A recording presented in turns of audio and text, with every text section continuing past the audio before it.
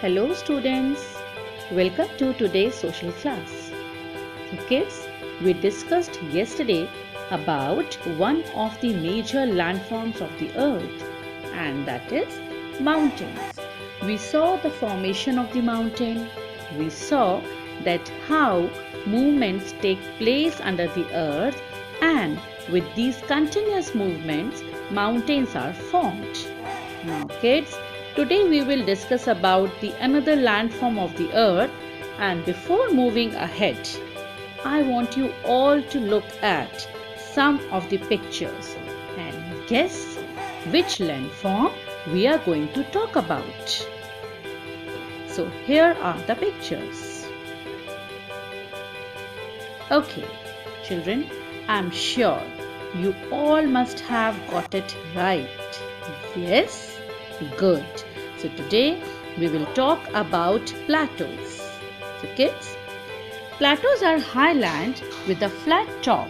They are also known as tablelands. Tablelands? Why? Why do we call them tablelands, children? Can you all tell me? Why do we call them tablelands?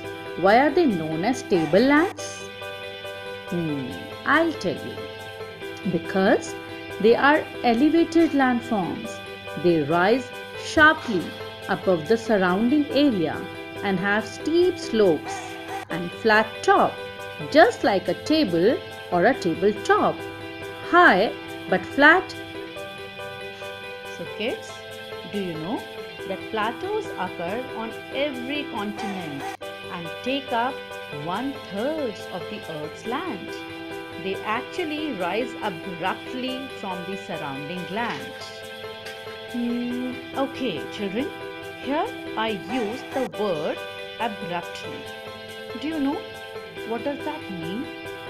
Well, that means suddenly, unexpectedly, or here we can link it as uneven or not in a proper manner. So here for plateaus, they just rise unevenly from the land areas. Alright kids, so here we discussed about two things. First, what plateaus are, and second, how do they look. Now, let's move further and see how are they formed and some of their features. So children, listen very carefully that how are plateaus formed. Many plateaus form when magma deep inside the earth pushes toward the surface but fails to break through the crust. Instead, the magma lifts up the large, flat, impenetrable rock above it. And then what happens, children? That lifted, impenetrable rock with sharp, steep slopes on sides and flat top becomes the plateau. Now, kids, here we talked about few new words. And I know you all must be thinking about the same words. And those words are crust, magma, impenetrable. So children, crust means the outermost layer of the earth, which is rocky and very hard.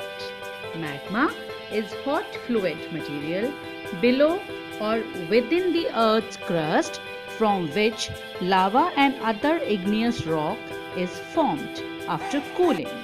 And impenetrable? Yes, this word means hard to pass through or enter, like rocks or very hard stones. Now children, after the formation, we will talk about special features of a plateau. Now let's look at the features of plateaus.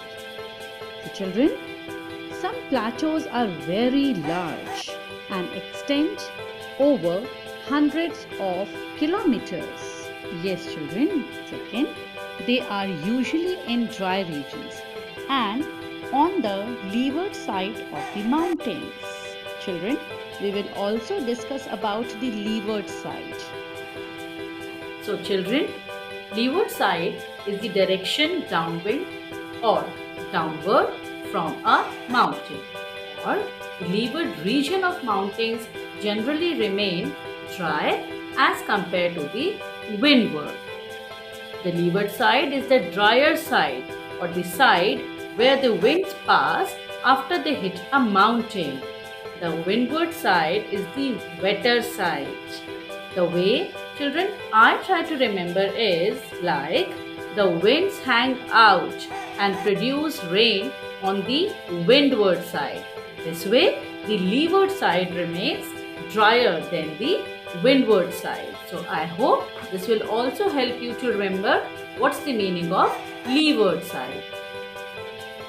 Now, plateaus are high and mostly experience cold climate. As children, you all must know, higher the altitude, cold the climate is. So that's why as high as they go, the climate becomes colder there. And growing season is short. In our previous video, you all must have seen that in the mountain areas, as they are very high, the cultivation there is less than the other areas. Same happens in a plateau. When they are very high, the growing season, the cultivation season is very short and very less crops are grown there. Now, many plateaus have deep valley with steep sides made of rocks. It happens, children, when two plateaus are there together with a little gap in between. So that gap in between the steep slopes or sides of two plateaus, that is known as canyon. Yes. Children, the Grand Canyon in the Colorado Plateau. This Grand Canyon in Arizona is a natural formation distinguished by layered bands of red rock, revealing millions of years of geological history. Vast in scale, the canyon averages 10 miles across and a mile deep along its 277-mile length. Much of the area is a national park with Colorado River whitewater rapids. Do you know, children, which is the highest plateau on the earth? Yes, it's Tibetan Plateau, the highest and the biggest plateau on the earth. The Tibetan Plateau is in East Asia, resulted from a collision between two tectonic plates about 55 million years ago. The land buckled up along the seam of the collision and formed the Himalayan mountain range also. And do you know which is the smallest plateau on the earth? Yes, Yellowstone National Park, where the plateau is Solfatara Plateau, is the smallest plateau on the earth amongst some of the smallest plateaus. Now, children, let us talk about our country. You all must remember, last year we have studied about the different physical features of our country, right? You can see the pic here, the map of India, in which you can see different physical features. Northern plains, Eastern Ghats, Western Ghats, or we can call them coastal plains, the Himalayan range, the hilly area, the mountain area, desert area, and in between Deccan Plateau, or we also call it the Peninsular Plateau. So in India, the central part of India is covered with the plateau area, right, children? Now, this Deccan Plateau or Peninsular Plateau, you can see now in this map, is divided into two parts. The lower half is known as the Deccan Plateau and the upper half is known as the Central Highlands. So our Peninsular Plateau is divided into two parts. Now, let's look at this map. Here you can see that our India is also having a large variety and number of plateaus. So, in the Deccan Plateau, it contains Karnataka Plateau, Telangana Plateau and Dandkaranya Plateau, and Baghelkhand Plateau, Malwa Plateau, Chota Nagpur Plateau and Bundelkhand Plateau. They all come under the Central Highlands. And there is one more, which you can see in the northeastern area, and that is the Shillong Plateau.